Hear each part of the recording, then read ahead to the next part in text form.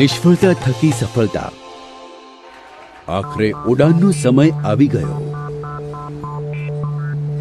આ પળ માટે અમે 7 વર્ષ પરિશ્રમ કર્યો હતો. ભારતનું પ્રથમ સેટેલાઇટ લોન્ચ વ્હીકલ SLV-3 ઉડાન માટે તૈયાર હતું. આખી ટીમ તેની આતુરતાપૂર્વક રાહ જોઈ રહી હતી. અંતિમ પળો શરૂ થઈ. 10, 9, 8, 7, 6, 5, 4, 3, 2, 1. Lift off! પ્રથમ તબક્કો સફળતાથી પૂરો થયો. અમે સ્તબ્ધ થઈ જોતા ઊભા હતા. SLV-3ના સ્વરૂપમાં અમારી આશાઓ આકાશને આંબતી હતી. અચાનક ક્રમ તૂટ્યો. બીજો તબક્કો નિયંત્રણની બહાર ગયો અને 317 સેકન્ડ પછી ઉડાન અટકી ગયું. રોકેટ દરિયામાં તૂટી પડ્યું અને અમારી આશાઓ તેની સાથે જ ડૂબી ગઈ. એક પળે જાદુ સર્જાયું હતું અને બીજી જ પળે તદ્દન હતાશાની લાગણી. આ ઘટના અમારામાંથી ઘણા માટે મોટા આઘાત સમાન હતી. હું નિરાશ થયો અને રોષે ભરાયો. પ્રેસ કોન્ફરન્સ યોજવામાં આવી હતી. નિષ્ફળતાના કારણોની ચર્ચા કરવાની હતી. રોકેટ તૂટી પડવા માટે હું પોતાને જવાબદાર ગણતો હતો અને દિલ દહેશતથી ભરાઈ ગયું હતું. હું જાણતો હતો કે પત્રકારોમાં મોટા ભાગના ટીકાકારો હોવાના અને મને તથા મારી ટીમને દોષ દેવાના. પરંતુ અમારા ચેરમેન પ્રોફેસર સતીશ ધવને મારા હાથમાંથી માઇક લઈ લીધું અને બધા પ્રશ્નોના વિશ્વાસપૂર્વક જવાબ આપ્યા.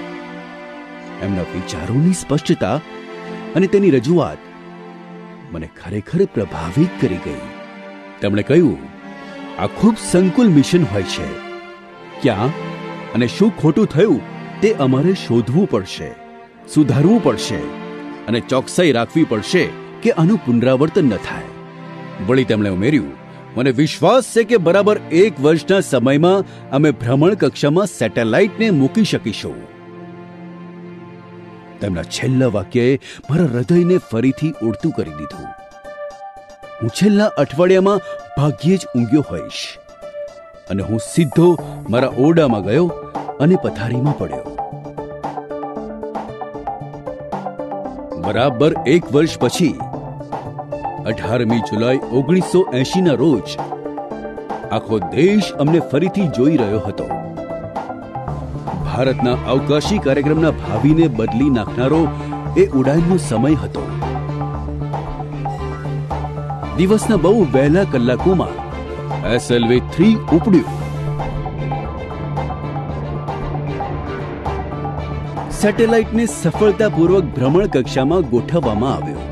પછી મારી જિંદગીમાં ક્યારેય નહીં ઉચ્ચારાયેલા એવા ખૂબ મહત્વના શબ્દો બોલવાની તક મને મળી.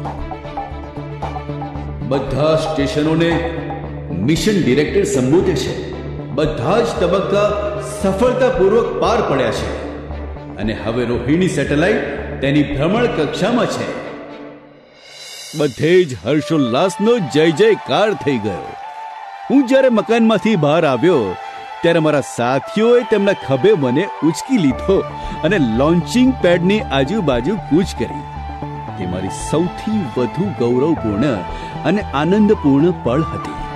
મારી ટીમ માટે મેં ગૌરવનો અનુભવ કર્યો. આખો દેશ રોમાંચિત થઈ ગયો હતો.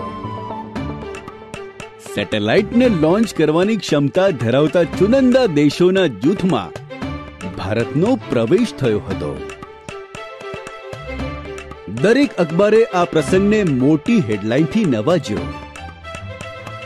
ફરીથી પત્રકાર પરિષદ યોજવામાં આવી અને મેં પ્રોફેસર સતીશ ધવનને તેને સંબોધવાની વિનંતી કરી. પણ આ વખતે તેમણે માઇકને મારી બાજુ ફેરવ્યું અને મને પ્રશ્નોનો સામનો કરવા દીધો. તે જાણતા હતા કે આ પ્રોજેક્ટ માટે મેં કેટલો સખત પરિશ્રમ કર્યો છે અને માનતા હતા કે પ્રેસને સંબોધવાનો અધિકાર મને અપાવવો જોઈએ. નિષ્ફળતા મળતા દોષનો ટોપલો ઉઠીને અને સફળતાના પ્રસંગની પ્રશંસામાં ટીમને સહભાગી બનાવીને નેતા કેવી રીતે તેની ટીમને દોરે છે એ હું તે દિવસે શીખ્યો. ક્યારેક હું મારી ટીમને આ જ રીતે ટેકો આપીશ એવી આશા રાખું છું.